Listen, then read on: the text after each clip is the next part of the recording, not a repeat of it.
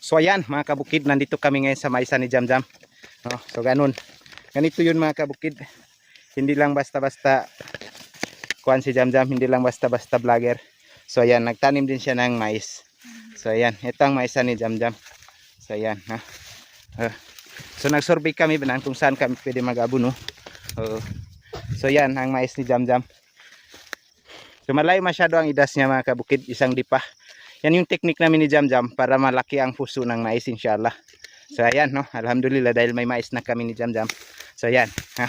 Ganyan na siya kataba ngayon. Kasing taba ni Jamjam. So ayan. Yan ang mais namin ni Jamjam.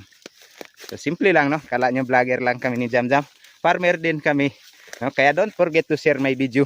At tara Jam, ito ko kape dio, uto humondio. So ayan, mag-harvest din kami ni Jamjam ng kape. So ayan. So ayan na.